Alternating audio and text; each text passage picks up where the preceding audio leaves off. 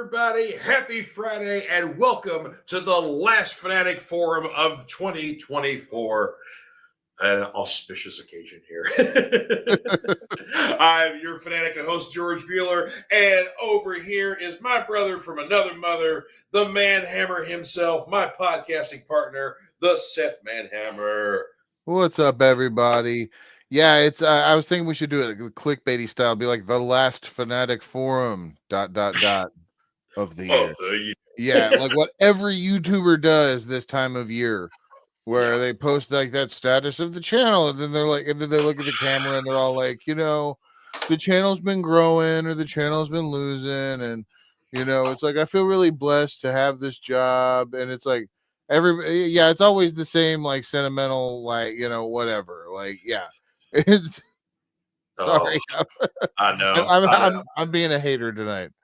No, you're good. Yeah, I can see we do this show for free, y'all. That's right. This is a passion project. Yeah, I like to keep it guerrilla. We'll keep corporations out of here. So I'm perfectly fine with my Phoenix Sisters entertainment network that I'm a part of because those are friends and nice and normal people.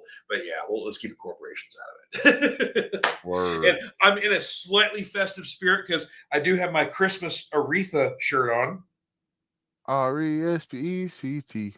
Find out what it means. So,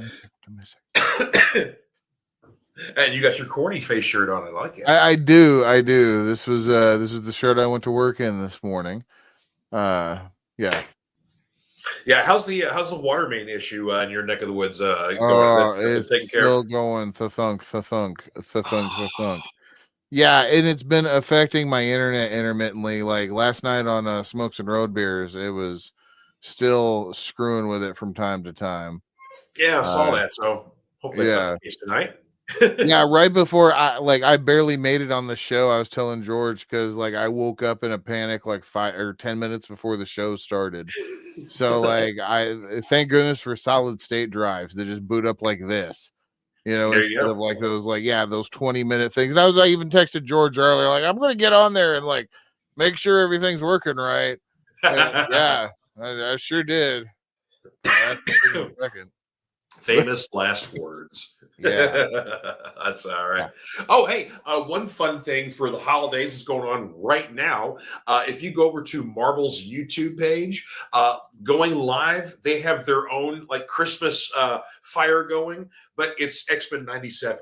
So you're in the nice study of the Xavier Mansion and all kinds of Easter eggs sitting around and little brief appearances of X-Men characters and whatnot. So, but you have the Christmas hearth going. There's no music to it. It's just the sound effect of the fire and then whatever sound effects of the random people. You might hear Bamf every once in a while. Yes, Nightcrawler would show up and then teleport out of there.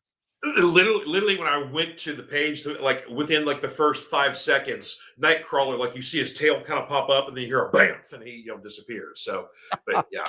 So like literally within the first 5 seconds, I was on the YouTube page watching it. So yeah, so that's live right now on Marvel's YouTube. So a little fun festive thing for the holidays for all the X-Men 97 fans out there. Oh, that is fantastic. I love that. I love how they used to do that kind of thing with like old DVD menus too. Like where like if you let them loop long enough, they would like have something that would, a jump scare or whatever, because you probably fell asleep, which is what happened to me with finding out about a lot of these. Yeah. And then of course, like they got like Shudder does like the ghoul log stuff like that. So so you might get like a Halloween scene or a Christmas scene depending on the time of year. But it's always fun that you get like the screams and stuff like that in the background every now and then. That's kind of nice. Yeah, totally. Yeah.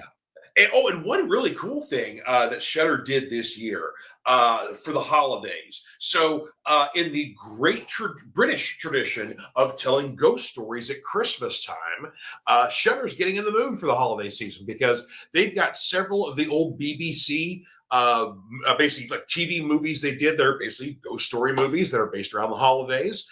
There's about maybe half a dozen of them on Shudder right now. Oh, and there's like what's that movie? Ghost Watch. Yep. That's well, Ghost Watch is a different thing. This is something basically. These are like Christmas ghost stories. So yeah, Ghost Watch is different things. That was kind of like supposed to like a found footage docu series about like ghost hunters, and then actually like find some stuff, and then like so that's a different thing. Okay. I mean, it's pretty rad. That one is. Yeah, you're absolutely right. Yeah, Ghost Watch is awesome. But yeah, this is I'm talking about something different. This is like this is like BBC TV movies that would air in the 1970s that were basically like I said, ghost stories with a holiday kind of theme or twist or whatever else. So I mean, literally, it's like Charles Dickens' Christmas Carol literally was one of these ghost stories. It just happened to be a really good one, and it transcended the genre and became a holiday classic. But it was in the fine tradition of this. But another production company that's also from Great Britain has done a new movie. I can't remember the name of it right now, but yeah, it's a new movie in this tradition of a holiday themed ghost movie. So, like I said, a lot of these are, like I said, this is BBC, 70s era stuff. So, certainly no gore in this, hardly any blood at all. We're talking like Hammer horror kind of gore here. So, good performances, psychological, eerie kind of stuff like that, and a little on the Christmassy side. So there you go. Nice. So you're looking for a little something different this year as opposed to watching Die Hard or Christmas Vacation again. So there you go. Yeah. Well, I'll be damned. All right. Well, I got a couple of comic reviews. Actually, hang on one second before you go. Did you know originally that Charles Dickens based A Christmas Carol off of the Egyptian myth of Anubis in the underworld when he got visited by the three heralds? I did not. You know what? I never thought of that. Yeah, but I'm totally making that up, though. That's bullshit. Oh, damn it. Come on. That kind of makes sense, though. I don't know. I'm sorry. That's like part of the mischievous. Have I told you about my my subtle plan of misinformation around the internet regarding From Dusk Till Dawn and Robert Rodriguez? Well, you told me you're big with misinformation periods, but I haven't heard specifically on Dusk Till Dawn. No. Oh, okay. So I'm peppering it through. I'm trying to get it circulating into pop culture. That you remember the scene From Dusk Till Dawn where they're in the bar and Selma Hayek's dancing on it and she pours the wine down her leg and Tarantino sucks it off her toes, right? Yeah. Everybody's like, or every time somebody specifically brings up that Tarantino wrote that movie, I come in with a comment that says, actually, according to the original Laserdisc commentary, it was Robert Rodriguez's idea and Selma Hayek was down for it. And I make up this total long paragraph of horse crap about how Tarantino was completely innocent in this matter and that this Laserdisc commentary confirms it. Now, the kicker of this is there is no Laserdisc commentary originally for this release. Yeah. And I'm waiting for this to become sourced on IMDb, and then I will know that I have finally permeated. Oh yeah, and the kicker was that I was blaming this incident on it becoming the start of Tarantino's foot fetish because it was Rodriguez and Selma Hayek's fault, not Tarantino being a weirdo. So I'm just trying to see how far I can take that. And the last time I posted it on Reddit, I got over 300 upvotes about it. So it's been seen and no one's ever challenged it yet. I've done it multiple times, and just say something with enough authority, and people believe it. That is perfect. Oh my god! Sometimes I feel like you remember that episode of South Park where it was Kyle's dad is the internet troll. And it's like he gets ready to his evening, he starts and he puts on the Boston album and then he just relaxes in front of his computer and then he just starts making all kinds of hate memes and everything. That's how I feel with the misinformation thing sometimes. Is just, they're playing smoking and that's perfect. Yeah. I remember that. Yeah, that's great. Yeah. God. Oh, well, hey, before we get roll on the comic stuff here, I know you and I have talked about this, having seen what is probably the biggest trailer going right now. There's some misinformation, not you spread misinformation, but some misinformation that a new Fantastic Four trailer is out. It's not. It's entirely AI. The only new Fantastic Four thing is there's a picture on Twitter that's some more promotional art, but it shows kind of what everybody looks like in their uniforms. So it shows Reed, Sue, it shows Johnny in full Torch form, and it shows Ben in full Thing form. We have an actual screen accurate version of the Thing for the first time. Like he looks like the crown thing, the classic Kirby crown. Oh, with the brow, yeah. Yes, that is present. Okay. Yeah, so I'm like, okay, I'm a little hopeful with this one here. But speaking of hopeful, gotta talk about this guy here. The new Superman teaser trailer was released yesterday. Got a lot of people talking about this. I will play this here, and then I want to hear your thoughts about this. Okay. And YouTube, we are just playing a promotional trailer. We are making no money off of this. We are just very excited for a film coming out next year. Or at least I'm excited about it. We'll see. I don't know if we're going to use the word excited. Okay. We'll talk after. Yeah. Yeah, right.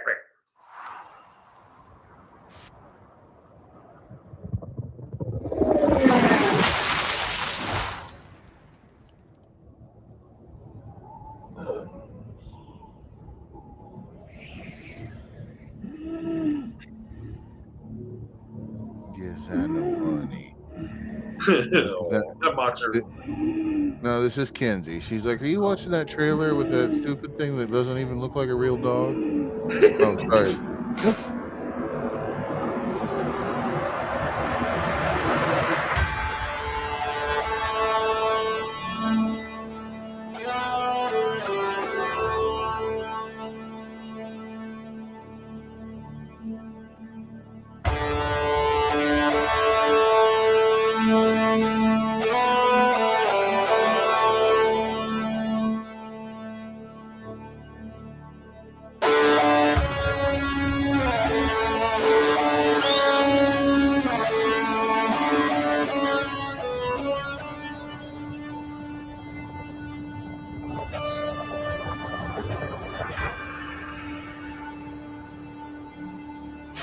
Crypto. Home. Take me home.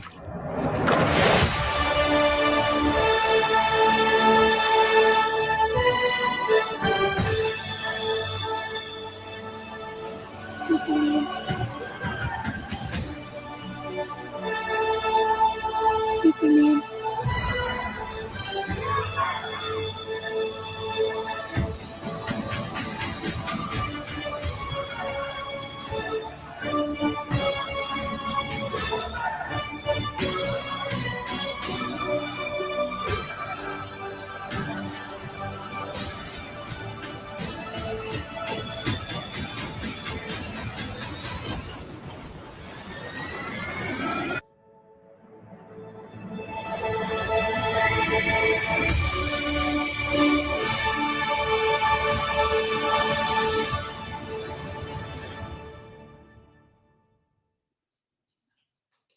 All right. So yeah, July 11th, red letter date there. So, all right, let's hear your thoughts about it, sir. Being our resident DC expert. I don't like it. It looks so. My immediate problems with it. Number one, I don't like the way that Superman looks on screen. He just looks too scrawny to be Superman to me. Or he doesn't even look like an average guy. He looks like, it looks to me. I thought at first they cast the kid that was in Dune and Stranger Things, whatever his name is. Oh yeah, Finn Wolfhard. Yeah. And I was like, no, really. And then so the crypto thing, everybody online was losing their lunch about that one.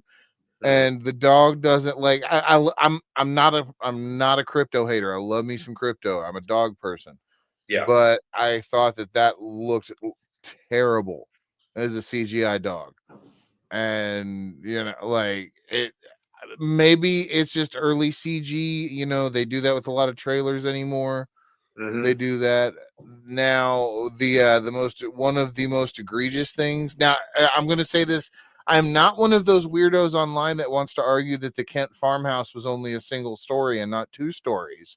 I'm not one of those people. There are people on. I have read those complaints about the trailer. I Sure, kid yeah. you not.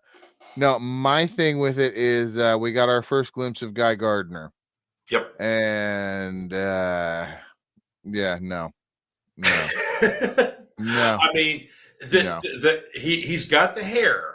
That's for sure. The suit is what looks weird because I don't know if it's like it's black and white, and then it kind of like. I got to stop you there. You said he's got the hair. No, he doesn't. He doesn't got the hair. He might have something that might resemble the style of the hair, but Guy Gardner is not a blonde. Well, he's supposed to be. He wasn't blonde. He was ginger. That man is not ginger in the trailer. No. I assure you, I've seen like still pictures. He is redheaded. It's a light redhead, yes. No, light redheaded. No, that only. Yeah. Don't shame my people, sir. Mr. Terrific looks good. Okay, and that's another complaint I'm having about this movie. Like, why it feels so. I've read that James Gunn has claimed that there's not going to be world building in the movie, and I already claim horse hockey on that because how are you going to have Green Lanterns, Hawk people, and Mr. Terrific and Metamorpho? Yep. Yeah, in your Superman movie and not have it be world building. And we're also going to have multiple Superman villains too, because obviously we've seen Luthor, whatever that kaiju thing is. Yeah. Oh, and the Luthor. Like, okay, number one, it bothers the piss out of me that nobody will ever call it LexCorp. It's always Luthor Corp. I know that bothered me too. I'm like, I like LexCorp. Yeah, there's nothing wrong with LexCorp. It rolls off the tongue. It's like it does, yeah. Lex Luthor would not be that clumsy, and because he any part of his name is recognizable. He's going to attach like the most convenient and economical one to his company. I feel anyway. Sure, yeah. And this guy did not look like Lex Luthor to me. I don't know. I like Nicholas Hoult as an actor, so. I don't know. I mean, as long as he can kind of do the loud, quiet, loud that Lex does, that I thought John Cryer did really well in the CW stuff. John Cryer's Lex Luthor was terribly underrated. Oh my goodness! If people would see I gotta say, live action Lex Luthor, John Cryer's got to probably be the best one. So because Gene Hackman is iconic, but as close to how the character really is from the books, it's Cryer. Yeah. The episode of Legends where Lex Luthor is going through and he's trying to get out of their little prison thing, and he has a scene with each of the characters, and he's stealing something from them each time without them knowing it. And the way he's just playing, it's. People like to talk smack about the production value of those shows, but there were some gems in there. There really were.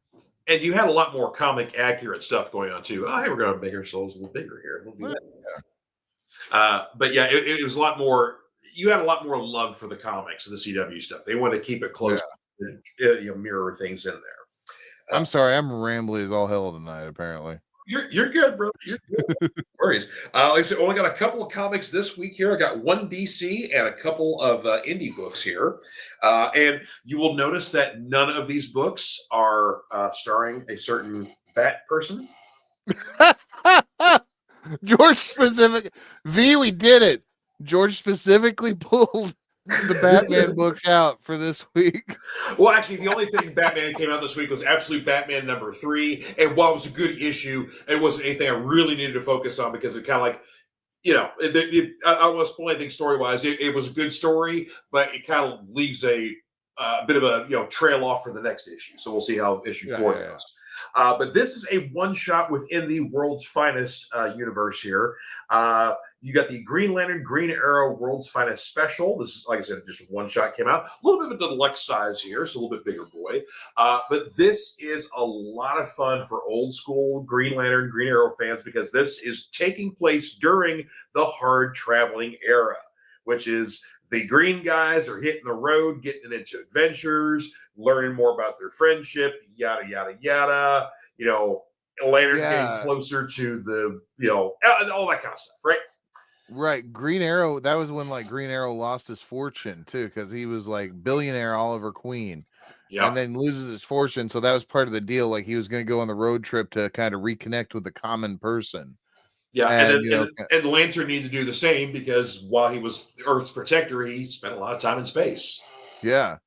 So yeah, great issues written by Denny O'Neil and drawn by Neil Adams. Neil Adams. Yeah, and of course they great pair. Yeah, absolutely. Of course, they tackled a lot of racial issues, a lot of social issues that were going on at the time. So yeah, obviously a very seminal run. So taking from this era is a lot of fun. But you get actually two stories that are related to what's going on here.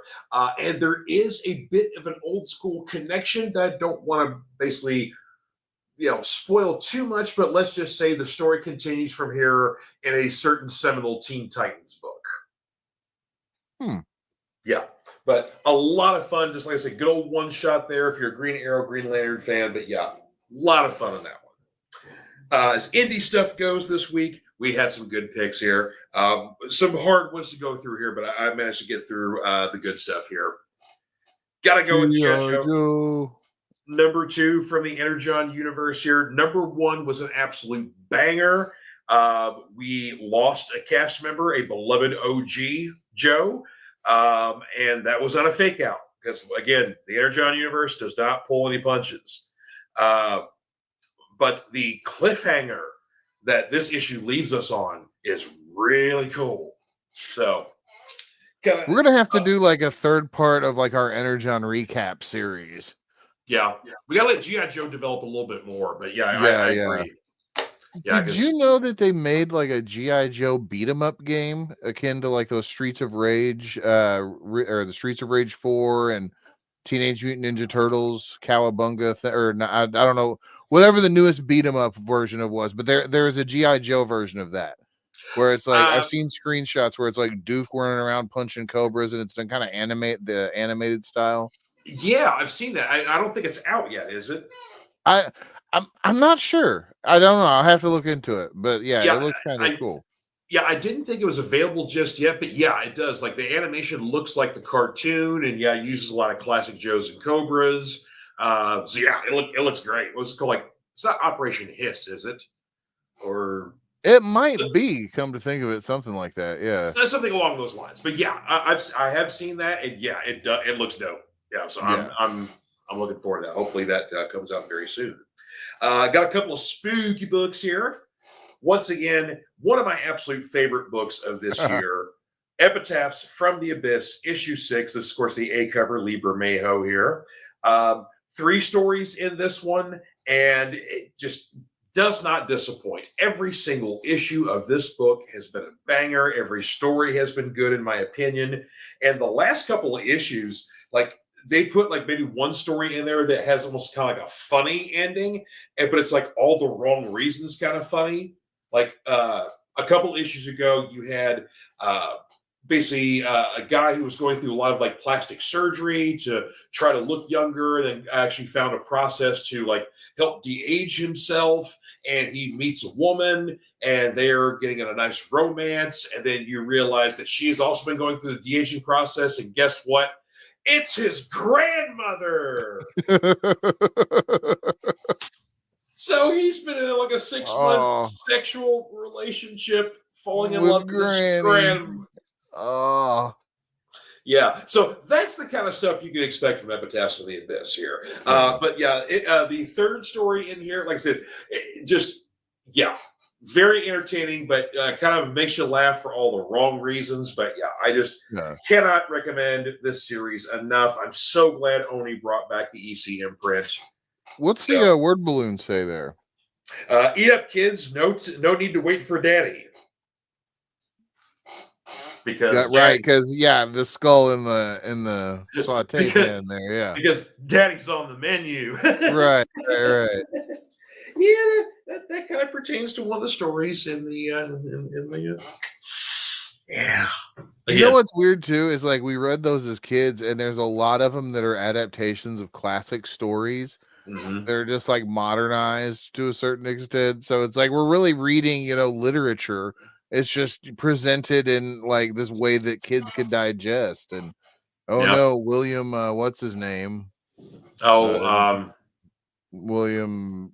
Oh shoot, I can't think of the Yeah, guy's the name. Seduction of the Innocent guy. Yeah, that not Hawthorne. no, I'm gonna look that one up. That one's gonna bug me. Yeah, please do. Yeah. And while you're looking that up here, our final entry in here, Image Comics, of course, has been doing lots of like little imprints of creator-owned imprints, kind of building your own worlds, very similar to the Ghost Machine stuff that is with Geiger and Redcoat and Rook Exodus and things like that. So a new imprint from Image. This one's called Ninth Circle. And of course, it's a horror imprint here. You've got basically Rom V, Garth Ennis, Marguerite Bennett, I'm trying to think who. Oh, and Joe Pruitt are all basically creators involved in this here. And this is a new shared universe, new horror stuff here. But you've got a lot of like real world kind of stuff and even a little bit of like comedy thrown in here. But this is Freddy the Fix, written by Garth Ennis, art by Mike Perkins with help by Mike Spicer and a few others there. It's a one-shot story here. Basically, monsters exist in the world. Monsters are masquerading as normal people, and Hollywood, strange enough, filled with monsters, werewolves, vampires, predators, boogeymen, all kinds of jazz like that. Well, when one of them gets into a problem, or when there's a dead, mutilated hooker in your hotel room or whatever else, you call Freddy to take care of the problem here. And so, this is really much kind of like a Chinatown, Mr. Wolf from Pulp Fiction cleaning up the hotel room, kind of just, he's taking care of the problems here. There's even still sounds so very Garth Ennis. Yeah. Yes, it's very funny. Not for mature audiences. Definitely this ain't for kids. But like there's a scene where there's a group of dinosaurs that are all hanging out in the desert, living out there, and of course they got a call to Freddy they're expecting him. Well, they're all standing around talking and arguing and discussing things and whatever else. Well, then they realize a human's approaching, like, oh, get in character. And they're all like, roar, roar, kind of stuff like that. And then they realize it's Freddy, like, oh, never mind. Freddy's here. Everybody back to normal. And so then, so all the dinosaurs talk. Have completely normal brains. I mean, literally, they were having a discussion because a Triceratops is a creationist. And like, dude, you're a dinosaur. How could you be a creationist? He's like, I don't know, just am. Oh, I love that. Yeah. His writing is very clever sometimes. Like, who is the character in Hitman that he had a really clever reason for never swearing, even though it's like to get around like the comics code, obviously. But gosh, his whole deal was that he promised his mother that he wouldn't swear anymore. It wasn't Nat the Hat, was it? It might have been Nat the Hat, actually, come to think of it. Yeah. Yeah, that's it. That sounds like I think so. But it was a neat, like, clever way to like write that into a story that would otherwise be horribly mature. Yeah. Oh, yeah. Hitman was such a beloved series. Yeah. And Frederick Wortham wrote Seduction of the Innocent, by the way. Wortham, that's right. Yeah, I said William, so Frederick is the Frederick Wortham. Not to be confused with the Max Allan Collins novel of the same name. Yes. So I did not know that was a thing, but apparently that came out in 2013. But it did, yes, yeah. The more you know. Do.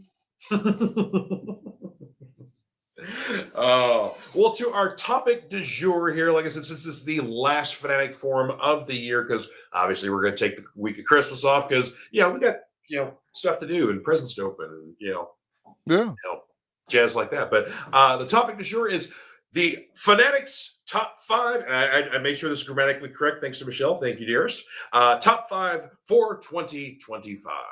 So literally, we've got our own top 5 lists of geek things that we're looking forward to in the upcoming year. Yes. So would you like to go first, or you want me to go first? So are we doing it like in an alternating order, or are we just like dropping our whole list at once? Or, I don't know what you want to do. You want to do the alternating, or you want to just drop let's alternate. Why not? Let's alternate. All right, let's alternate that.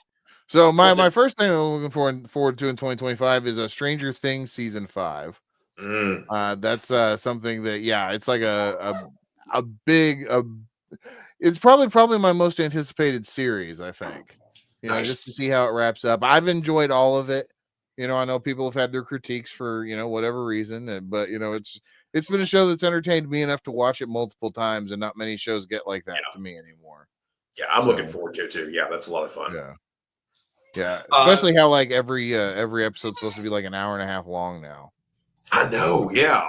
So, and I'm not sure if we're getting a teaser coming pretty soon for the next season, or because I know they're like almost finished if they're not already finished with filming. I think it was yesterday. Just read that they wrapped filming. Might have been the day before, but it is done. Nice. Yeah. Oh yeah, it'll be a very epic final season there. Oh, that's what it was. I've read something. Linda Hamilton has been cast as a character known as Mother. Oh. Yeah. Okay. Yeah.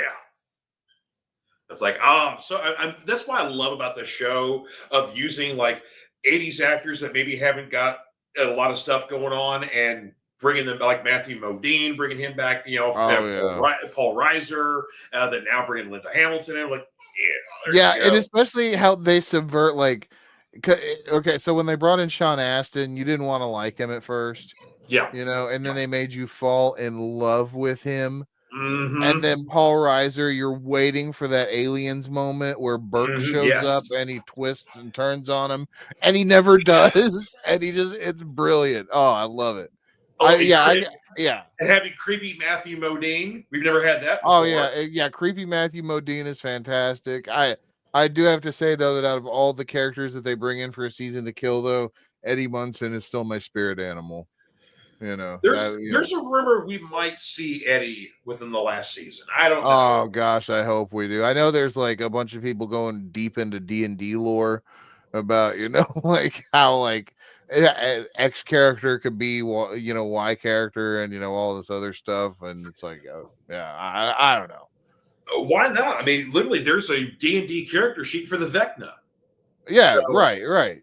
So I mean, he has been incorporated, or in the all the other character, the monsters and stuff they've had throughout the seasons. Like the Demogorgon. Yeah, that was already a D&D character. Stuff like that. Right. Yeah. So it's like, come on. Yeah. Why not? Why not have a character resurrected? Let's do it. Yeah. So definitely my top thing. It's going to be a big year for the MCU in 2025. We've got the new Captain America movie in February. We've got a Thunderbolts movie in May. The Fantastic Four in July. That's just our movies. For Disney Plus series, we got six series next year. The animated Friendly Neighborhood Spider-Man coming out in at the end of January. Oh, and speaking of which, we do have a third season of What If that literally starts Sunday. Oh, wow. That's cool. Yeah. I didn't realize it dropped it on us that quickly, but like third season starts Sunday. I'm like, all right, let's go. In March, we've got Daredevil Born Again, which looks fantastic. I'm jazzed. I've got high hopes for that one. That's probably the one I'm most excited about, really. Yeah. And honestly, Captain America looks really most recent trailer. That does look pretty good. And I appreciate that they're kind of scaling back on sheer number of movies, because I got kind of oversaturated with the Marvel stuff. And I don't think I'm going to jump on board for all the series, but there's definitely a few of them I'm really going to check out. But yeah, that's true. Ironheart has her own series coming out in June, so of course we get a longer form with her. We met her in the Wakanda movie, Wakanda Forever. We've got the animated Eyes of Wakanda series coming in August. So that's kind of supposed to be like an anthology series, apparently, dealing with just different characters throughout the world of Wakanda. But again, animated When series. the eyes of Wakanda are upon you. This is not Walker, Texas Ranger. Then the Black Panther will eat you. Sorry. No, that's perfect. That's perfect. I love it. Okay. Here's another series that's gonna be dope. Marvel Zombies dropping in October. Okay, yeah. Animated series, hard R. They said this is gory. This is breaking all the laws of Disney. Plus, like you're gonna have to do like age checks to watch episodes. Kind of crap. I mean, Oh wow.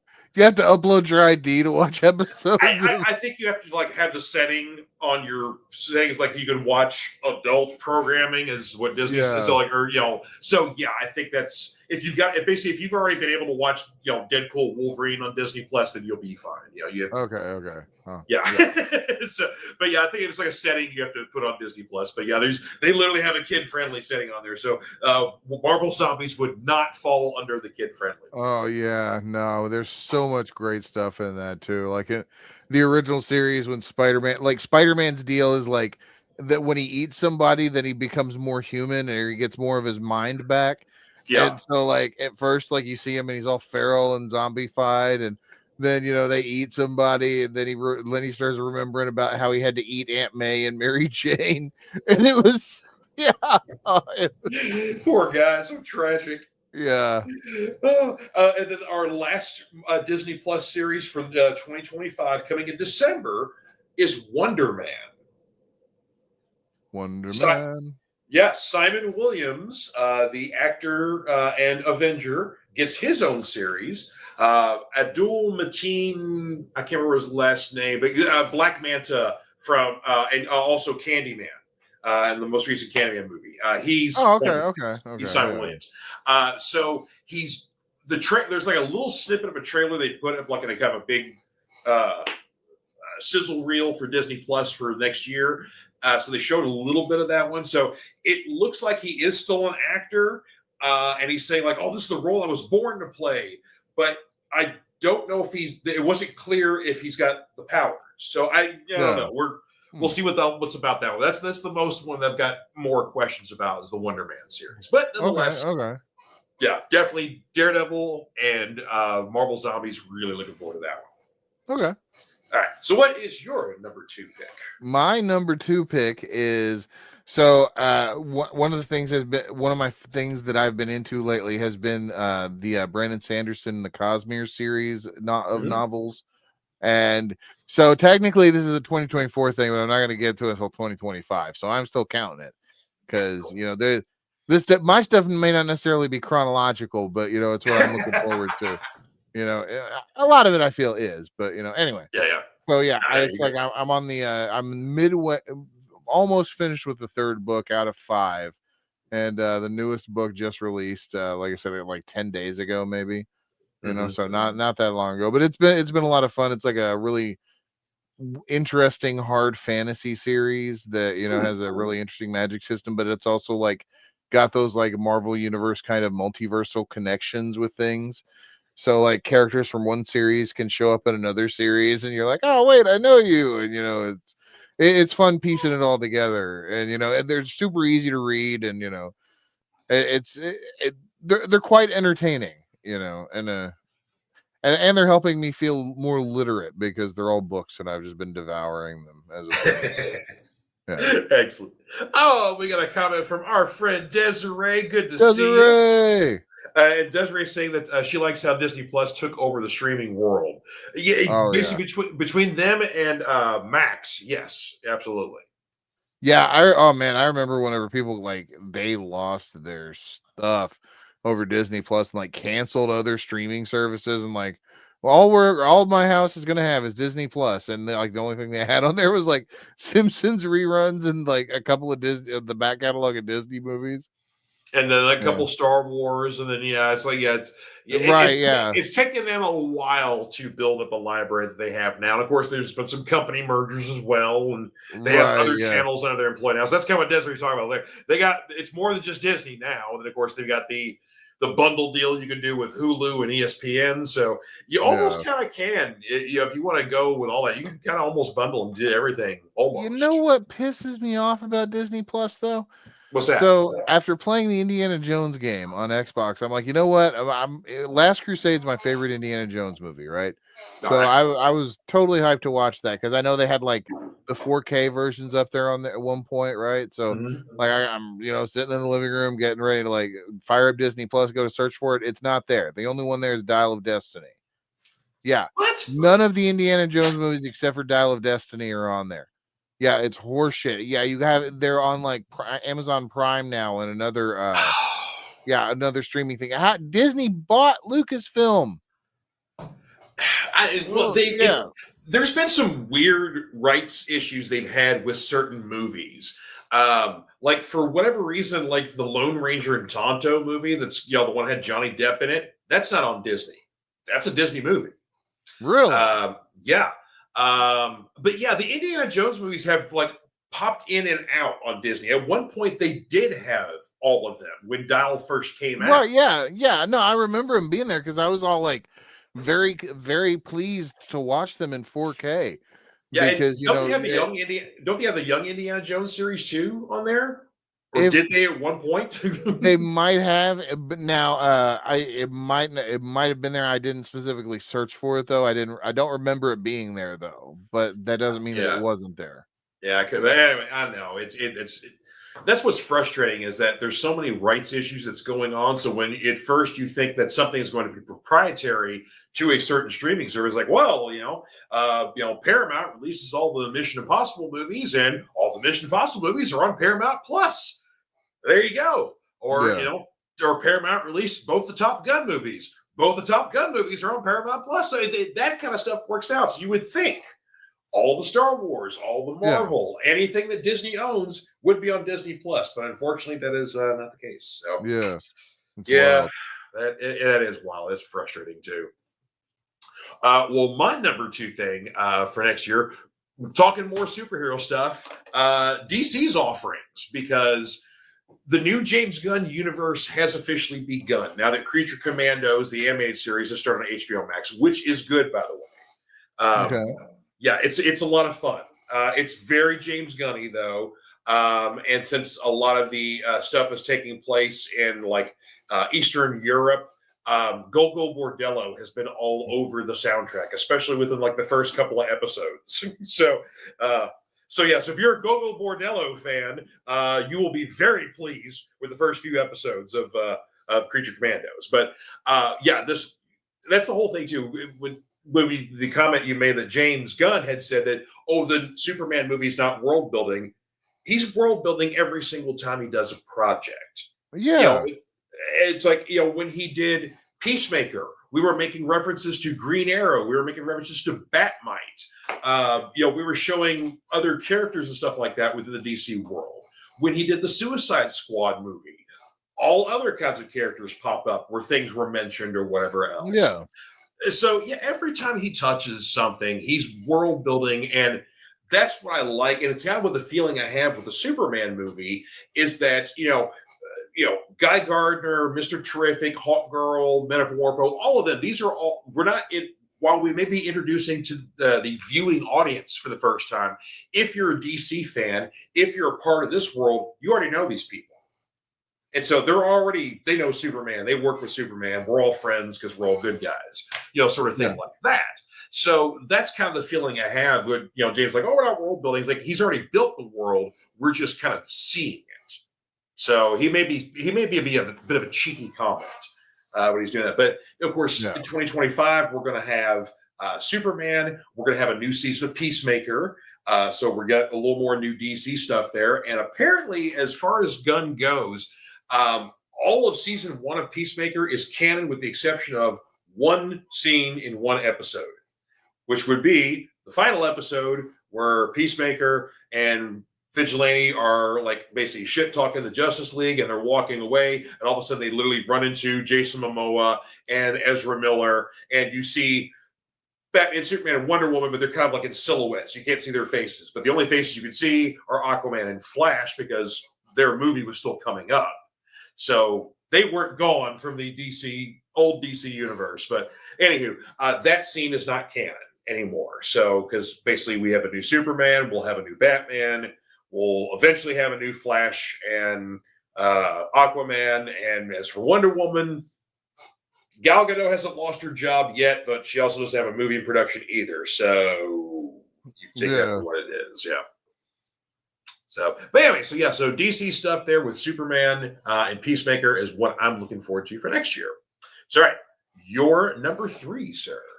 My number 3 is what is going on in the Energon universe in 2025. Yeah. Because and they've been killing me with the marketing the way they've been doing it too, releasing trailers like every quarter or every phase. Like I think they're on phase 4. And it's so great because it really is this intergalactic space opera deal with all these pieces that are fitting into place, and like seeing things that that are familiar one way interpreted into a totally different way. And sometimes a way that you're not even expecting. And it's the energy, man. The Transformers is now on what, the 13th issue or the 14th issue. They're into their they're up to 15 now. Okay, so they're well into their second year. Yeah. And it has been a ride from start to finish so far. And I really am looking forward to when we can do another like catch up episode with the Energon universe to really just nerd out about it. We may want to wait till the spring, because I know for Free Comic Book Day in May we get an Energon universe sampler like we did last year, and that kind of gives a glimpse to what's going to happen to the future later on the year. Because of course, like basically with G.I. Joe right now, we have a literal arms race, and the Joes are about 4 steps behind. Like they just figured out that, there's this energy source that these new Cobra guys, we don't know what those guys are really about, but they're going after this thing and they can make some awesome weapons with it. We need some of that too. Right. So, it's really interesting to see like Cobra as a truly organized organization. They're many, many, many steps ahead of the Joes. You almost kind of feel that maybe the American government is impeding the Joes. It's some interesting stuff going on with their building. And of course, I'm still waiting for our second interaction with the Joes and the Transformers. Our first time was Duke versus Starscream. Yeah. And so I'm waiting for round 2, and I got a feeling it's going to be a mistaken identity sort of situation where the Joes are going to be attacking the Autobots. Oh, it always is. It always is at first. But my thing is like, okay, so they're going to do it, but there has to be like that specific kind of twist to it that makes it like an Energon universe kind of way. Because my guess is it's going to be the 4th miniseries that shows up, or because right now we got like there's still the 4 books in the cycle, right? Void Rivals, Transformers, and we only have 3 G.I. going Joe. right now. Yeah, right, but then there's so there's nothing in that 4th slot yet. Okay, correct. Yeah. I'm guessing at some point that 4th slot is going to be occupied by a Transformers versus G.I. Joe miniseries. That will really kind of explore that part. Yeah. So absolutely. Yeah. Because that's the thing too, is a kind of another dangling participle, so to speak, within the Transformers universe is where Megatron is. We've seen glimpses of him. We know he's been horribly injured. We know that Cobra Commander was doing experiments on him at Cobra Law before he joined Cobra, or he reformed it. So Megatron's been on Earth for a while, has been more active than the others, Autobots or Decepticons who've been on Earth, because they basically kind of like a stasis form. So Megatron's been through some stuff, and we haven't seen him in a while. So whenever Megatron returns, it's going to be bad.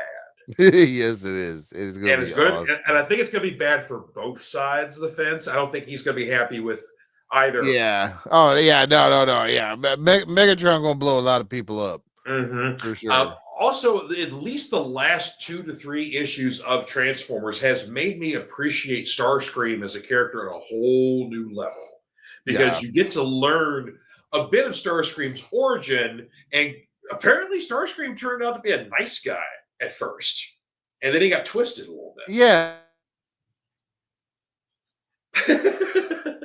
No, sorry. He's pacing back and forth.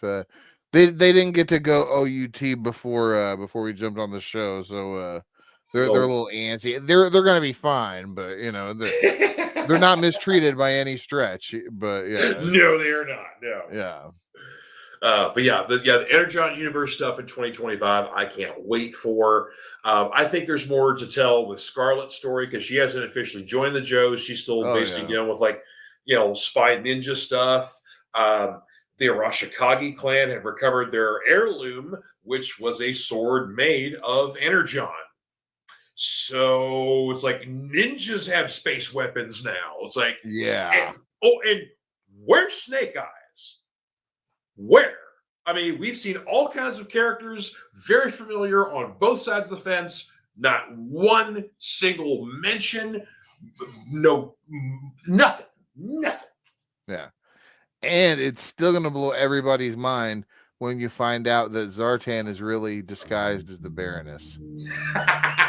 See, this has been your misinformation theory from the beginning. I am not buying this, sir. No, this has just been my hypothesis. They've mentioned Zartan. Zartan is in play somewhere. Yeah, we haven't seen him, but we know he's like in the Cobra Commander miniseries, we saw a bunch of the Dreadnoks. They made references to Zartan. We saw Zartan's cabin on the outside, and they kind of made a bump, kind of reference to Zartan at the end of the series, but we didn't actually see him.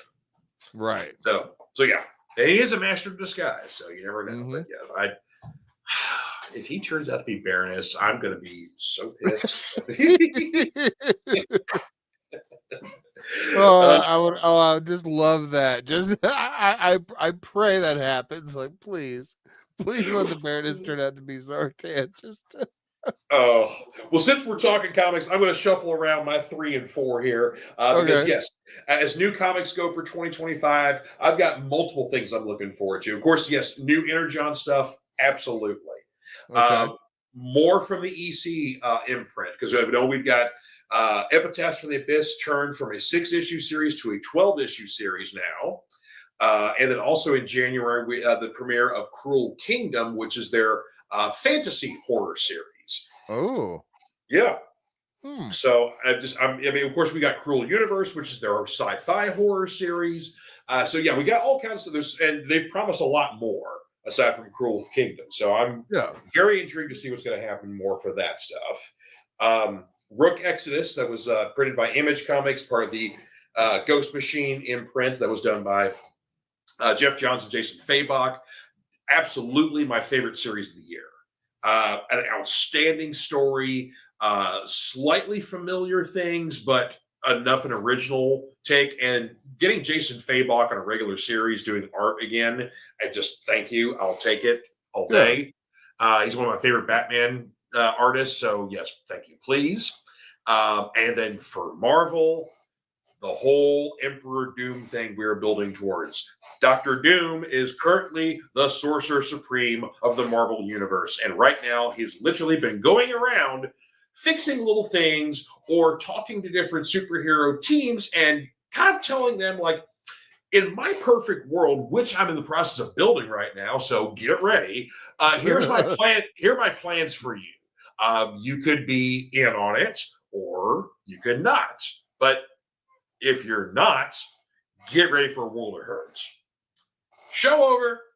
So it's like, so that's what we're leading towards right now. So 2025 is the year of Doom as far as Marvel Comics go. And yes, I can't wait. Richards. Sorry, every time I hear Doom, I always just think of that Toy Fair bit where he just, no matter what, anything that foils him is always Richards. Curse you, Richards.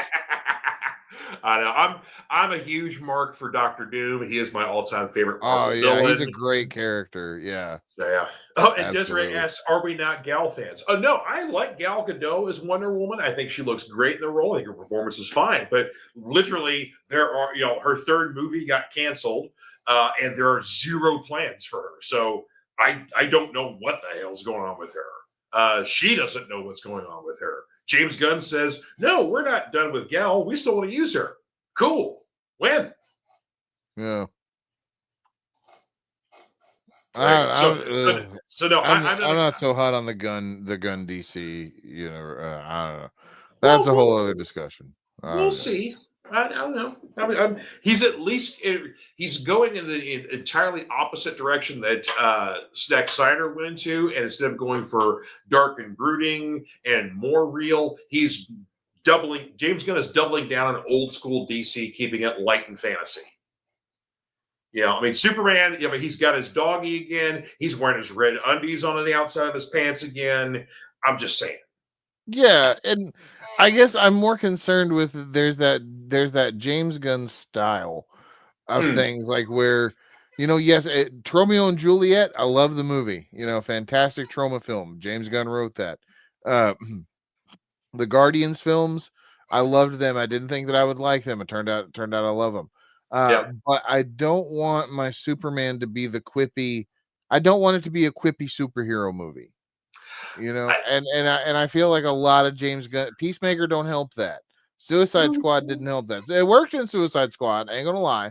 But it's I think in yeah. Suicide Squad, the right people that were quippy were quippy.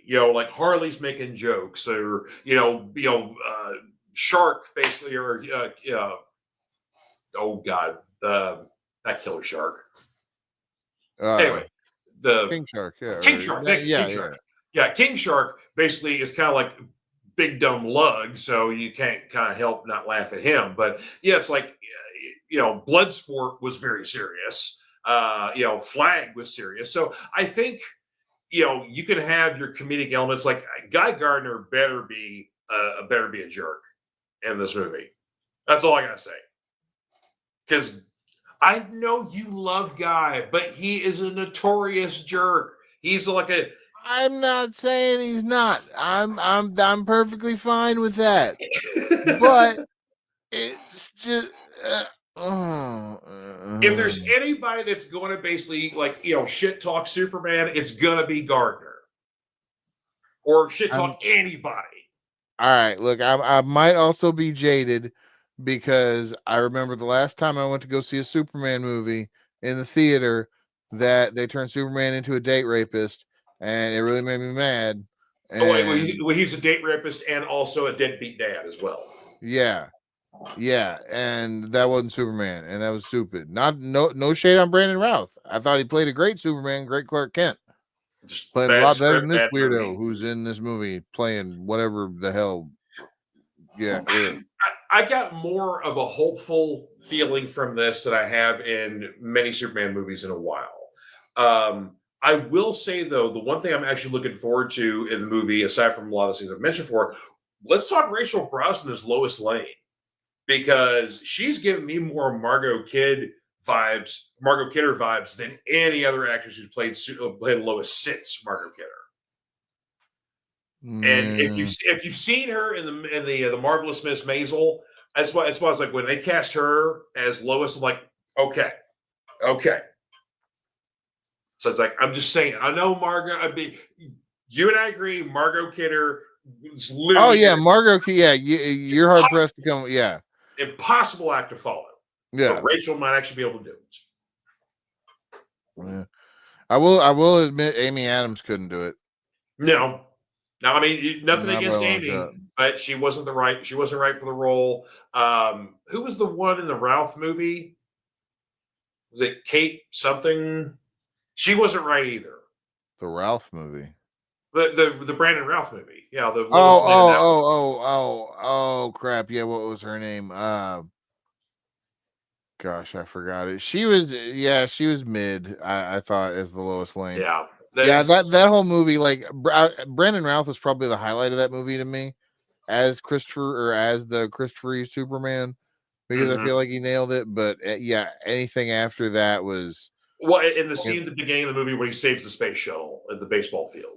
It's yeah, like basically Ralph's performance and that opening scene is the only things I like to revisit about that movie. right, yeah. The rest of it was just and Parker Posey. Parker Posey is a gem. Okay. Yes. Parker Posey yes, is a gem yes, in anything she does. Her yes. and Okay. Ryan Reynolds make Blade Trinity watchable. Yes. Agreed. Yeah. Oh, and Desiree does agree that the DC movieverse has been hurting for a while. So yes, this is a whole new beginning for it now. So we'll see how James Gunn does with it. But like I said, this seems to be a lot more lighter and fun and have that hopeful tone. And that was always the big thing with Marvel versus DC in the comics. Marvel was the real world. They were in Manhattan. They were in, Captain America is, from friggin' Queen, from Brooklyn. Spidey's from Queens. Kind of stuff like that. Whereas the DC verse is all fantasy. It's all idealism and hope and good feelings and fuzzy kind of stuff. So they only got hard in the 80s, whereas like Marvel's kind of been hard from day one. So.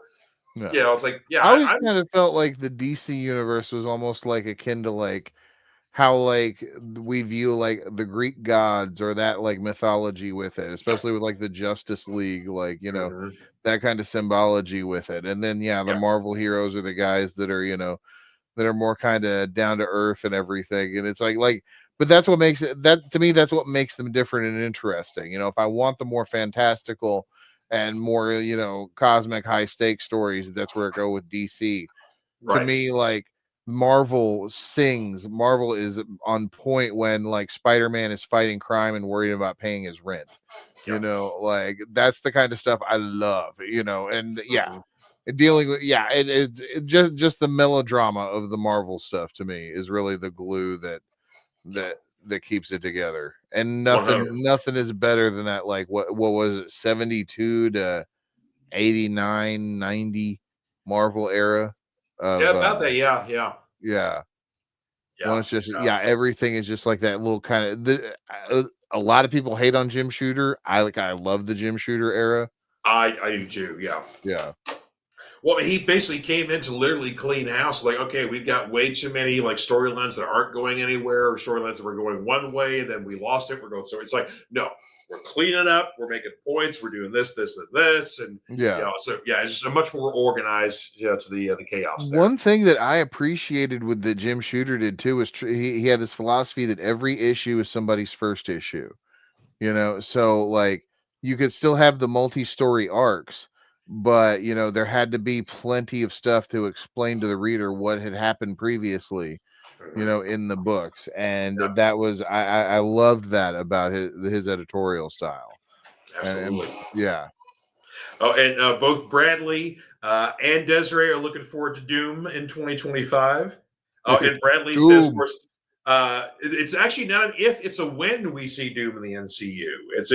We know Robert Downey Jr. is coming back to play Dr. Doom. So he wants to have MF Doom playing in the background. Okay, that would be a nice deep cut there. That would be cool.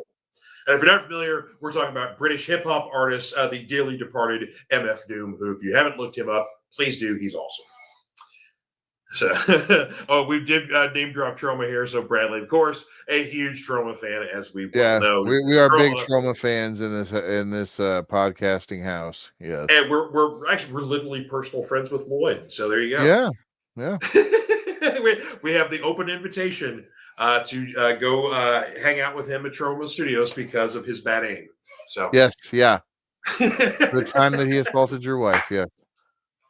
Love it. All right, so that was my number 3. So you're number 4, sir.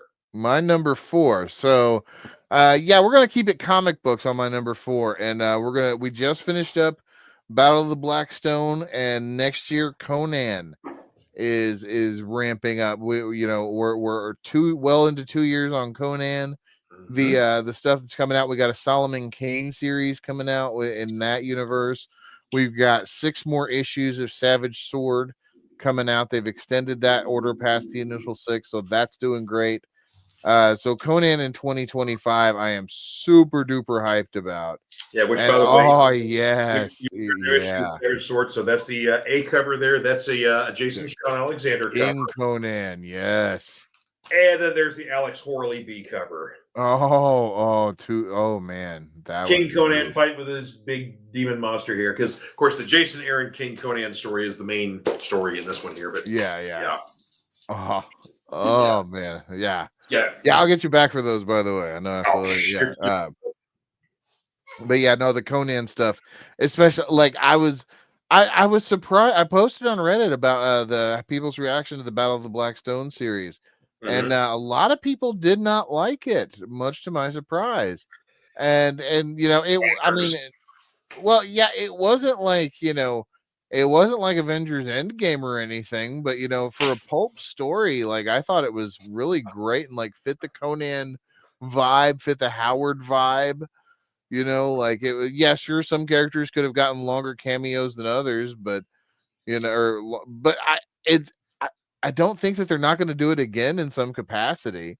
You Well, know, they definitely teased something that's coming down the line, and of course we do have some sort of big event, something with the serpent, or I don't know. There's something they teased after Battle of the Black Stone, like literally a new storyline coming up for next year. I don't know whether it's going to be another crossover with all the other Howard characters, which that was really great of how they were able to get all these Robert E. Howard characters, all from different eras of time, to be able yeah. to come together and a team up. That was fun. Yeah, And it was I thought it was a blast, and it yeah, it's like absolutely was. it didn't interrupt the main Conan story or series anyway. So, if you didn't want to interact with it, you didn't have to. But Yep. it's like I'm really glad I did, to the point. Like I haven't read the novel yet, but I'm about to finish what I'm reading Oh, now, nice. and I'm going to jump into that. But yeah, I'm loving what Grim Jim Zub is writing there with the Mm-hmm. Conan stuff. The guy that's doing the Solomon Kane backup since Savage Sword's doing a killer job with those too. It's been the same guy for like I reread a bunch of them, so my memory is out of whack as to which ones were in which issue. Yeah, But he's been like the yeah. first couple of issues. Yeah, and actually, Pat Zierscher, who's been doing those Solomon Kane stories, he's the one that's going to be doing the series for Titan. So, Oh, okay, yeah. Oh man, yeah, that'll be a killer yeah, series. So yep, yeah, yep. obviously yeah, I'm down for that series too. Amen to that one. Yeah. All right, my pick for number 4 here. This would have been my number 3, but I swapped around for comics. WrestleMania this year in Vegas, man. Oh yeah. Oh yeah. Yeah. I mean, we're building some major stuff to the bloodline. We assume we're going to get like Roman Reigns versus The Rock at WrestleMania. Don't know if we're going to get who Cody's going to be facing, or whoever we're building to that one just yet. If we're maybe going to get like a Cody John Cena sort of thing, because of course this is going to be John Cena's retirement year. Oh Definitely going to be yeah. definitely making a WrestleMania appearance. Whatever Punk's going to be doing, I'm sure is going to be involving either Seth Rollins and or Drew McIntyre, because their program is now building even further to now add Seth Rollins into the mix. So you got that stuff. You got whatever else is going to be going on the rest of the bloodline. Whatever Rhea's going to be doing. I know Charlotte Flair is going to be returning in the very near future. Who we got something? A couple like us. I know we got Cena showing up at Netflix. The Punk and Drew at the first Netflix Raw. So there's a bunch of stuff. Like I said, there's going to be a lot of big deals, because last year's WrestleMania was kind of the first, the kind of the opening salvo of the Paul Levesque era of WWE, so to speak. Right. So that was kind of like, okay, this is our opening salvo. It was well received. Now this is going to be year 2, where it's completely 100% ours. We've dropped all the old guard. We don't have to worry about coming off as the new kids anymore. They like us. You look at the ratings, look at the house attendance. Okay, let's go for complete broke, and let's see what a real Triple H WrestleMania looks like. Like, what kind of like wrestling experience can we have for that? Yeah. So yeah, Oh man, you're right. That will be killer. And obviously, like I hope that we're planning on doing it like we've been doing the past few pay-per-views. Where the fellas come over to my place to Manhammer Manor here. The horsemen assemble. Yeah, the horsemen assemble. Yeah. We still haven't figured out who we are within the horsemen yet, too. So. Yeah. No, we'll have to have a meeting and vote on that one. Yeah. Yeah, I mean, I'm fine with Steve and Eric being Arn and Tully. That's fine. We'll just have to, fight over who's going to be, who's Ole and who's Rick. I mean, oh yeah, yeah. I don't know. It's like, who's the grumpier old man between the two of us? Really? I was gonna say, I feel like I'm probably more the grumpier one. Just with as much hate and vitriol as I've thrown at that Superman trailer today. Yeah, I was gonna say so. It's maybe you're Ole and I'm Rick then. Yeah, so. I'm cool with that. I'm cool with that. Okay, that's cool. Yeah. It's like, I mean, I certainly don't have Rick's style, but I can maybe go for his flair though. Yeah. Oh man, yeah. At least we're not any of the new horsemen. Like, oh shit. well, okay. We will accept Barry Windham. We will accept Barry Windham. Yeah. Aside from that, forget about it. I don't even care if Sting was a damn horseman. Thankfully, yes. Sting was not a horseman, but no. Barry Windham is the only acceptable substitution in the horseman. So there you go. All right, your final thing that you're looking forward to for next year. My final thing that I'm looking forward to is a video game, and this is a long. I have begrudged that I have not been able to finish this series because I did not own the system that it was on, and I was not going to purchase the system that it was on just for this one game.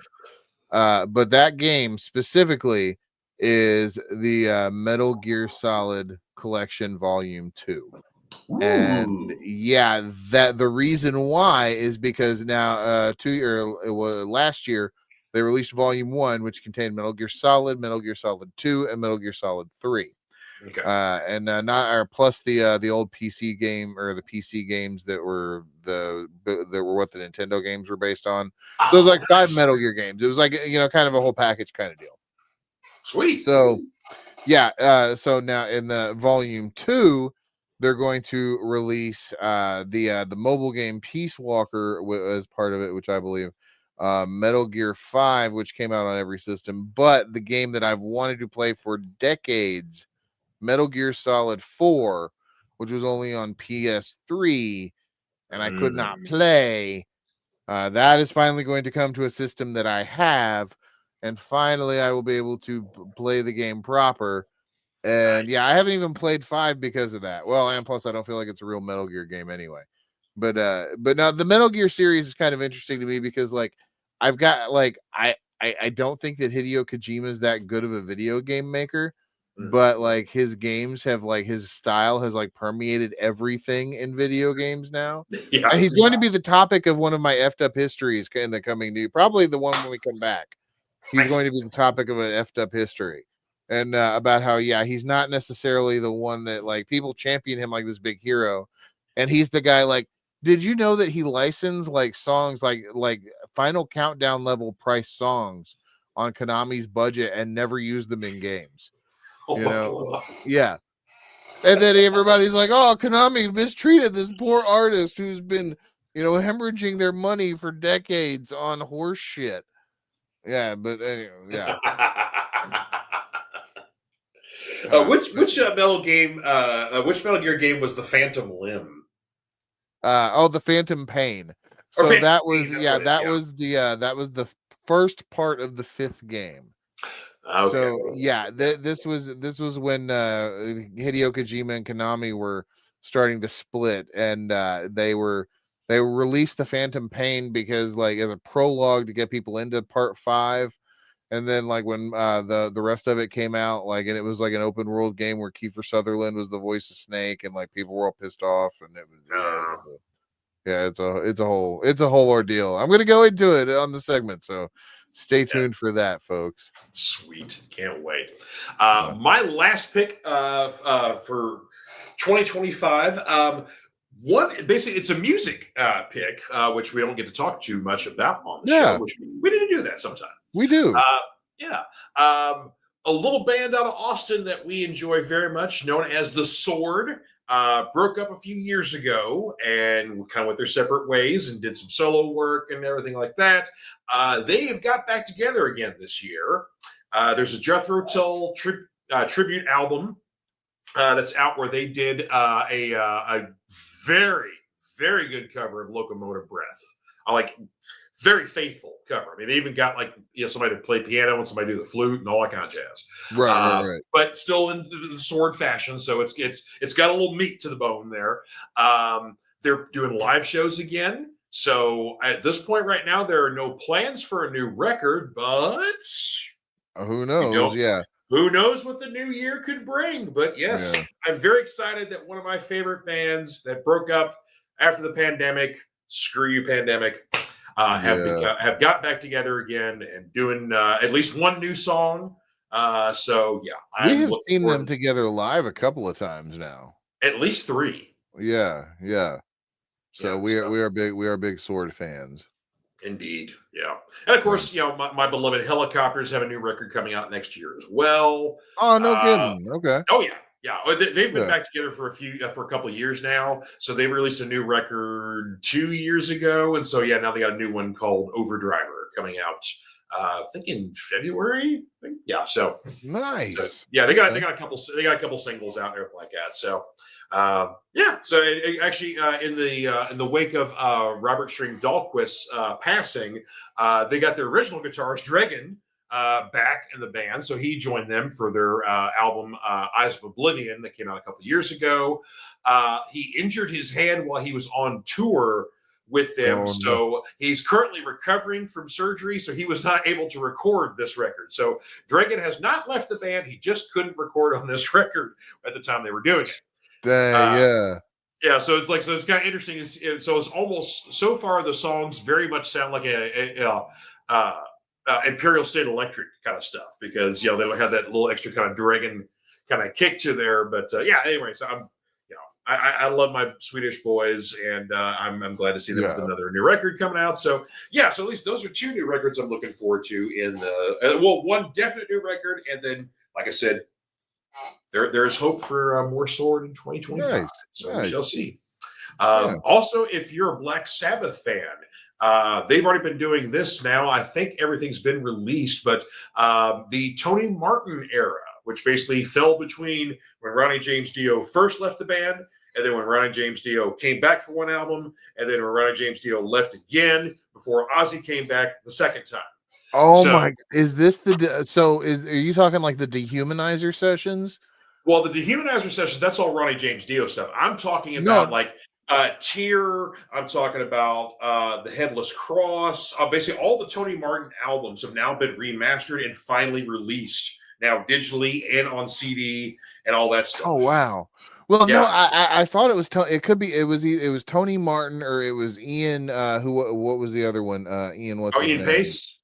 It might have been somebody did that. There exists a recorded and fully mastered version of Dehumanizer that's not Ronnie James Dio. It is Tony Martin. Okay, yeah. And so it's like, oh man, I wanted to hear the Tony Martin Dehumanizer so bad, because I love the Dehumanizer album with Dio on it. It's probably my favorite Dio Sabbath album, to be honest. It's a dark Dio Sabbath album too. Yeah. Oh yeah. Very dark. Yeah. The Tony Martin era of Black Sabbath is a highly underrated era, because granted, not all of it's great, but there is a lot of gems. Of course, Seventh Star has been out for a long time. Eternal Idol has been out for a long time. But there's been 4 or 5 other records that were in the late 80s and the 90s that haven't been released for, literally since they came out. Yeah, Born Again, that was one of them. Born Again, that was the Ian Pace record for basically the guy from Deep Purple. For whatever reason, that's never actually been out of print. It's one of those records that people, every now and then you'll get a new generation of people that rediscover that record.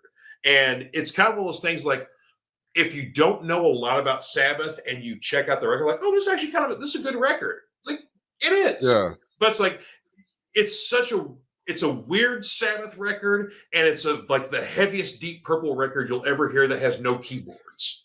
Yeah, that's totally fair. Yeah, absolutely. I can dig that. It doesn't fit in either slot. It's its own thing. So it's like there's this one isolated, Black Sabbath record that's got Deep Purple singer and the rest of Sabbath on there. But like I said, it doesn't fit in the Sabbath slot. It doesn't fit the Deep Purple slot. It's literally its own square peg. But the Tony Martin stuff, like Tony has a voice that was similar in power and tone to Dio. But he didn't have the writing that Dio had. So we don't get as much of the fantasy and the really intricate writing that Dio's lyrics have. Right, yeah. But, on a misty morning on the edge of time, like I remember the first time I heard that song. I'm in the car and it's like playing, and it's like my ex-wife sitting next to me, and she's like, "Oh my god!" And I'm like, "No, this is amazing." We listen. Shut your face, devil woman.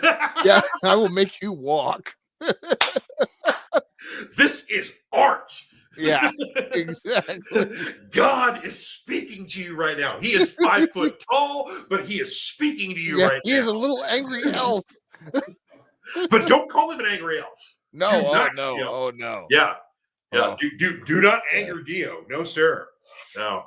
That whole people, like, some people know that there is obviously like a post Ozzy Sabbath that, and Dio is that singer, and like they don't know of the whole weird era of Sabbath between that and the reunion, and it's like it's a ride to take, man, because Tony Iommi is, he still kills it the whole time, and Black Sabbath's a lot like Kiss in that regard, where like a lot of the members drop in and out, and it's like dudes show up from other bands that you're surprised about. Like, it's like Tony was the only constant. Most of the time, you could depend on Geezer Butler, but there was a couple times he's left the band and come back. Bill Ward's left and come back 3 times, and he got fired when they did the reunion record for 13. So, but then they got him back for the final shows. So, of course, that was a point of like old Richmond fighting with each other, but it kind of it gets in the Michigas there. But like I see, going down the rabbit hole of non-Aussie Black Sabbath is worth going down. Oh yeah, 100%. Well, I was thinking, it's like Heaven and Hell was such a seminal record for them, because like it was literally kind of like the AC/DC situation. Like, oh, Bon Scott died. You're never going to replace that guy. And here comes Brian Johnson, and Black and Black is their biggest record they've got. The literal same damn thing happened with Heaven and Hell. They're like, Ozzy's left the band, or you fired him, or whatever else. Like, you're done. And they get Ronnie James Dio. They want the guy from Rainbow. Oh. It's awesome. Yeah. Holy shit. And it's literally like, I think it scored more money than Paranoid. And Paranoid was their biggest record to date. Yeah. So, a lot of people underestimate, and Ozzy's always been pissed about that, because people can legit argue that there's a better comparison as to who is the better Sabbath singer, Dio or Ozzy. Yep. And it's not now. They both got strengths. They both got weaknesses. But it's Sabbath history, man, is wild to go. Definitely, if you get the chance, check some of the stuff out. I'm excited to hear some of this Tony Martin stuff now too, because it's like I haven't got to hear a lot of that. So so pretty much everything Sabbath is available now. But yes, I have also heard about this entire Dehumanizer that doesn't have Ronnie James Dio. Basically, it was Tony Martin recorded it in sessions with Tony before they were able to get Ronnie back, and then Ronnie came back. I'm like, sorry, Tony. Yeah, and it's I would love to hear that. That's been kind of like my white whale of Sabbath recordings, because you'd be amazed at the bootlegs that get leaked. Like, I found Black Flag demos from 1980 and 1981, and like floating around, stuff like that. That it's like, it's wild that that's just stuff is out there, and it's like it's really kind of easily accessible if you know where to look. That's true, but then but then there's stuff like this that's never seen the light of day. ever. Yeah. Yeah. And recently there have been a few of the Martin and well, actually there have been some Martin and Iommi sessions that have come out, and then of course uh, Glenn Hughes and Tony Iommi did a lot of collaboration that actually never saw the light of day, and that stuff has been released as well. Oh, wow. Of course, that's been out for a while though, but yeah, the some of the other session stuff is starting to come out. So, like I said, now that they've retired, there's been a lot more of Warner Brothers digging in the well of trying to get some more money coming out of the Black Sabbath name. And hey, that's what you're going to release stuff that we want to hear. Thank you. Right. Yeah. Then oh man, that still pisses me off too, because it was like the one time that like I bought that the Best of Dio CD, right? Dio Sabbath album was a great CD. I've still got it. But then they released that box set that was the Rules of Hell. That was the entire Dio Sabbath discography. I got that. And it was like, oh man, I wanted a copy of that so bad. And I was like, I'll get it eventually. It went out of print so fast. And did? Oh. Yeah. Oh man. And it's like, it was, last time I checked, it was pretty pricey. So, but yeah. But I mean, it's like, I can listen to all the albums digitally now anyway. So, like, look at you showing off. Oh man, yeah. They're right there. I'm jealous.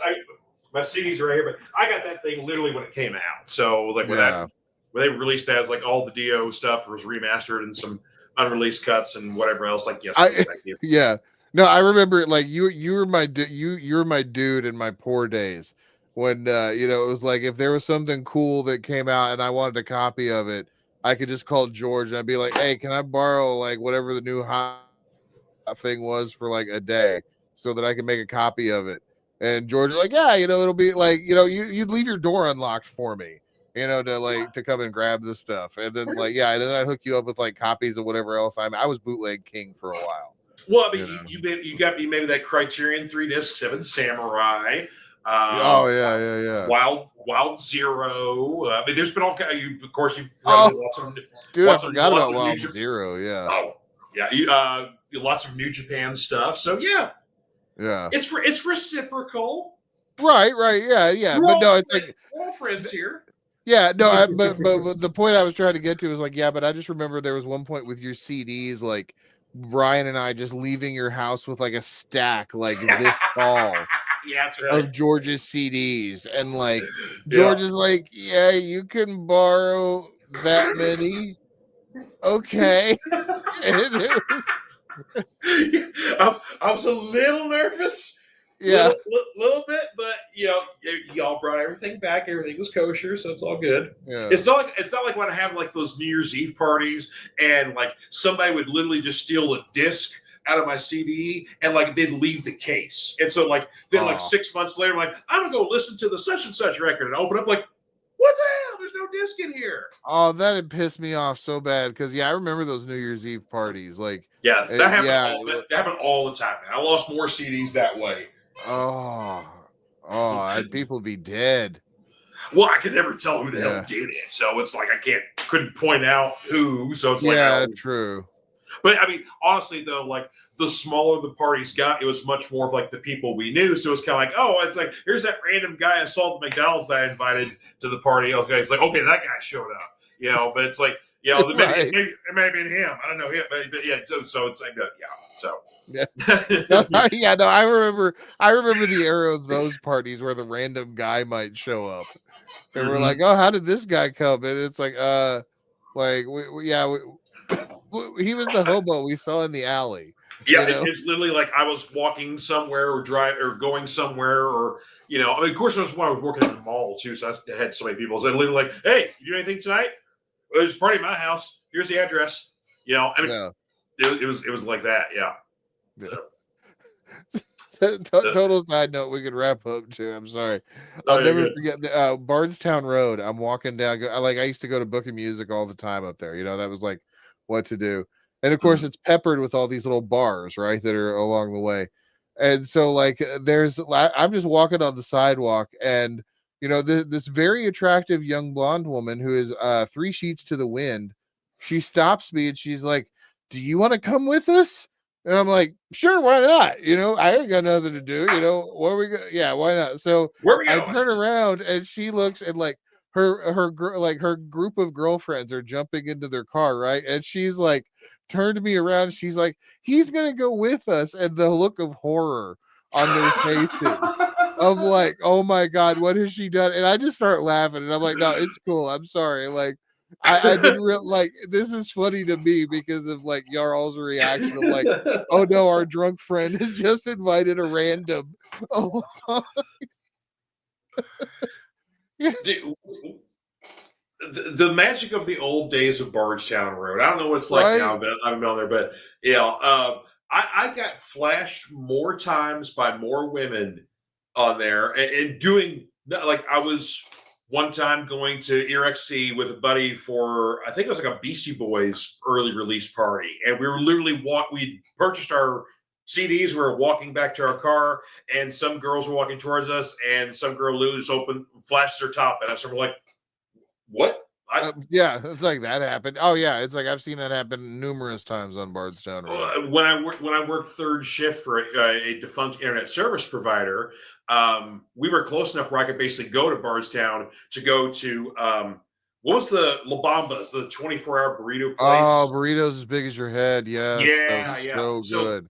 this was like there were not many 24-hour places open at that time, and I wasn't close enough to like a Waffle House or Denny's. So La Bamba's, aside from going to the Meyer grocery store, La Bamba was like the only alternative for 24-hour food. So I'm literally going to La Bamba's on my lunch break to get a burrito, and on my way there, two separate cars. One that had a male and a female in it, and she was hanging out the passenger side, showing anybody who wanted to see him.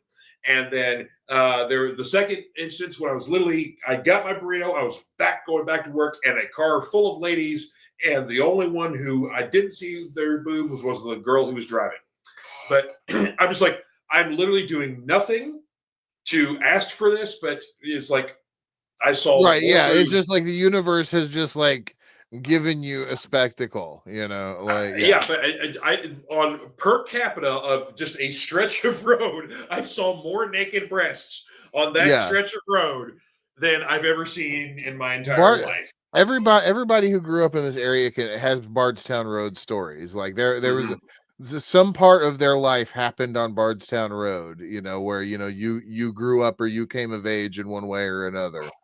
Yeah, Yeah, it's it, so it, many. it was a special place, and not so much anymore, but Yeah, yeah. well, I mean, everything's kind of cyclical, so it's in a rough Right. period right now. Yeah, of course, it's like it's nothing but bars now. It's like it used to be like we had Ear Ecstasy, we had Wild and Woolly, we had like some cool kind of alternative clubs, and I mean, it's like the I glory missed days of Wild and going. Woolly so much. Oh god, Amen. yeah. Amen. Wild and Woolly, for those who are not initiated, was the greatest video store in existence. While they still carried all the top your top movies of the day, but Mhm. they also carried foreign stuff, indie stuff, weird stuff, old obscure stuff, kind of movies you're going, what the hell am I watching? But I'm totally into it Yep. kind of movies. This was the play. If you were the absolute deep cut cinephile, this was home to you. The They staff were. was great. Oh yeah. Oh god, the staff was great. Shout out to Bart, our buddy Bart. He worked there for a long time. He's still alive, as far as I know. Oh yeah, Uh, yeah. I still I keep in touch with Bart from time to time. So yeah, he's still okay. kicking. Okay. Good. Yeah. Yeah. Now Bart worked there. Another buddy of mine, Wayne. Do you remember Wayne? Worked there. Yes. Yeah. Yeah. Yeah. Oh god. Yeah. Wayne Wayne. Wayne's still kicking too. I love it. Like Wade is like somebody that I will go to conventions and then like I'll turn a corner and there's just a random Wayne in the wild, and it's like we'll hang out for like an hour or so at the convention and like bomb around and look at bootlegs. But Yeah. yeah, that's the one thing I loved about Wild and Woolly too. They were a video store that openly rented bootlegs, but not Yes. like but this was before you could like really like make your own. And they're not like bootlegging like the big Hollywood movie. They're Right. bootlegging stuff that it's like worth to bootleg. Like if you want to see like an obscure Danzig concert from 1996 that someone's put on DVD, they're going to rent that out, because it's like not everybody has that. But my entire deep dive into the Australian exploitation era of the 80s and the 90s started at Wild and Woolly because I'm in there and the trailer for Stunt Rock is playing. I'm like, what is that? And like, oh, that's Stunt Rock. Gimme. You know, it's like, okay, so it's clips of like the same world's greatest stunt man doing stunt after stunt after stunt, and then you got like crappy 80s metal playing in the background. And then occasionally you get to see this crappy 80s metal band do stage performances where they have like this really crappy magic show and as well as the rock. Yeah. And it all comes together in this glorious soup that is Stunt Rock. that sent me down the Australian exploitation pathway, which I will never forget, and will great. Enjoy. Yes, but yeah. So, but yeah, like I said, I've talked about Bardstown Road in my Whatnot streams on occasion. When I want to like pander for the young kids, I'm like, here was a great times back in the day. Granddad's going to tell you some stories. We need to do an episode with a Bardstown Road segment too. Well, we really, Well, I mean, it's like all like the hardcore punk shows and the metal shows and stuff like that. I went to back in the 90s, and the great community that was there, or like the bands that I saw in Ear Ecstasy that I was like 6 feet away from, that bands would show up there. Like you were talking about the Beastie Boys doing being there. The friggin' Beastie Boys were just hanging out in the record store, in our town, chilling just for hours at a time. Like I met so many people there. The Foo Fighters played an impromptu parking lot show there, and it was like the biggest thing you ever could have seen.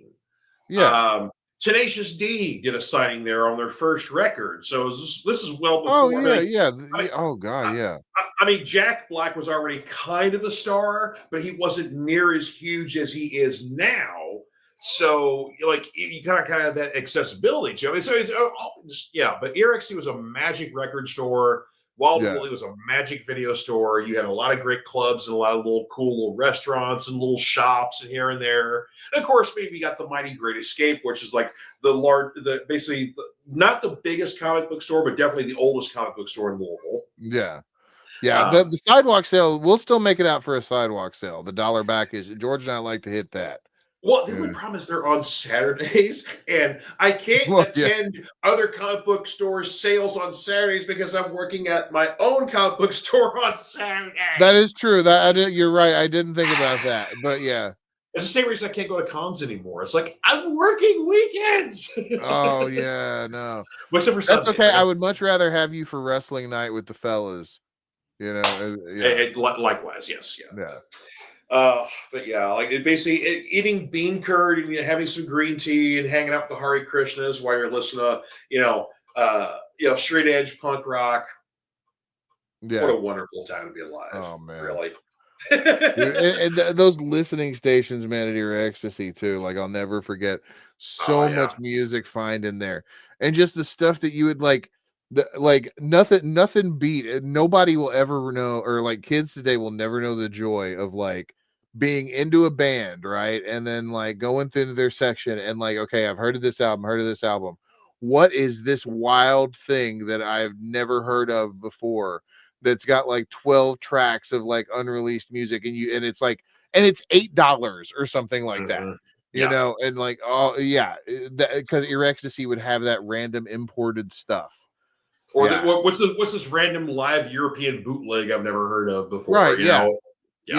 That will be clearly labeled as bootleg. They weren't trying to swindle you, The CD bootlegs are nice bootlegs. A lot of the time, you can't tell the difference between a legit CD bootleg and like whatever you normally get from a pressed thing.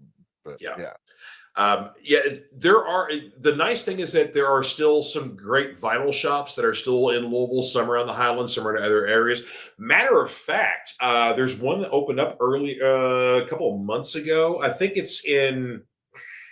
Oh gosh, I think it's in the Art Sanctuary. So it's like a little boutique shop, but it's an entirely metal store. So it's like, vinyl and CDs, but it's nothing but metal. That's all they carry. Oh, wow. Yeah. Huh. It's a cool shop, and a mutual friend of mine, she runs it. So I don't know Athena too terribly well, but I know a lot of the people that she knows, like Bill Butler. And so she's running the place, and I'm like, yeah, I need to go. Yeah, definitely. I need to go there. Yeah. Yeah, we'll make arrangements to go there. But like I said, Okay, yeah, definitely. I think they have more. But they got like other like accoutrements and jewelry and Right, yeah. chain wallets and crap like that too. But it's like all their music they carry is nothing but metal. It's like all genres. You can go like classic old school stuff. You want to go like Swedish burning down churches, death metal kind of crap. There you go. They got it all. So I was like, oh, I need to. Yeah, I want my Winger records from there.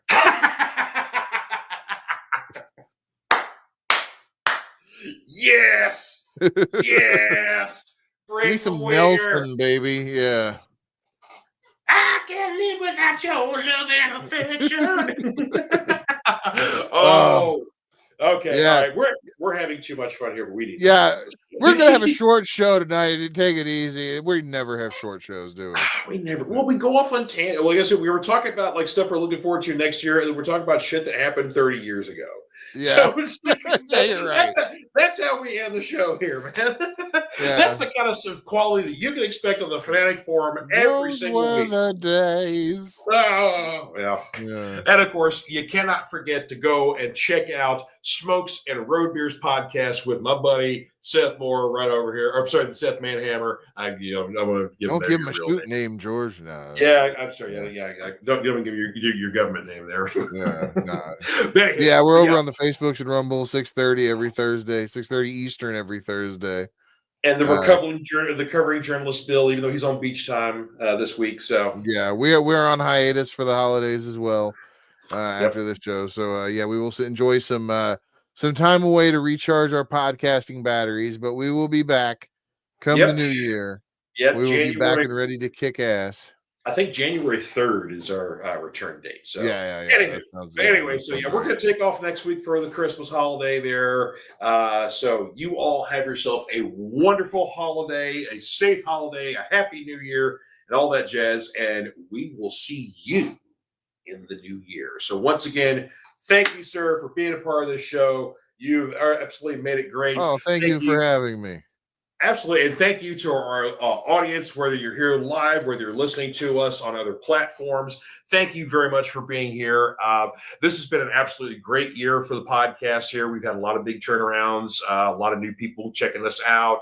So I've been getting some numbers that have been very nice to see for our viewership and all that kind of stuff. So yeah. So good things are happening here. We're with a new podcast network and all that kind of good stuff. So good things are coming for us for the Fanatic Forum. So we look forward to serving you in 2025. And of course, the end of January, when we've got the Multiverse fundraiser coming up, January 24th through the 26th. Our contribution on the 24th, we're talking to wrestling historian John Cosper and the voice of Ohio Valley Wrestling, Mr. Dean Hill. Mean Dean Hill.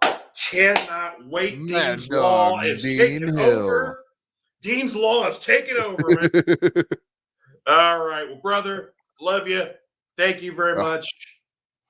Love you too, brother. Merry Christmas to everybody out there and their happy holidays, whatever you celebrate, out there in TV land. Thank you for watching. We love you. Yep, and we're going to end here with a new outro from our great sponsor, Comic Books for Kids, who is, of course, our contributing partner for Multiverse fundraiser this year. So they're going to be getting in all the benefits of the money we raise. But once again, we thank you guys and a very happy holidays to you. And we will see you next time on the Fanatic Forum. TTFN. My name is Mark Weiss, and I am the founder and president of an organization called Comic Books for Kids. 6 years ago this month, we embarked on a journey of passion and heart. Our goal was to make a difference for children in hospitals and cancer centers. Little could we have ever imagined the response we have now. Starting with just hopes, and dreams. We had no money for our mission. We had no product to give to the hospitals. And we had only called a couple hospitals and asked them, if we were to provide you with comic books, would you be interested? And they said yes. So we embarked on a 1-year journey to make a difference for these kids.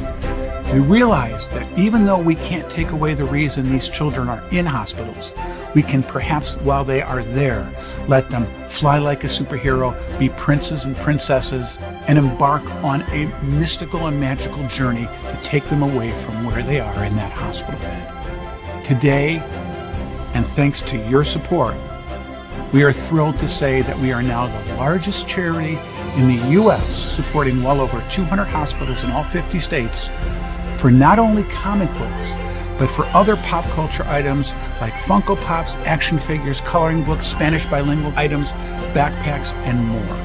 When we received materials that were inappropriate for the young ones, we started a sister charity called Comic Book for Troops, and overnight, we became the largest charity in the U.S. for these same items to all branches of the military. We want to thank our friends for providing us their support and for allowing us the means to make so many happy with their gracious give to us.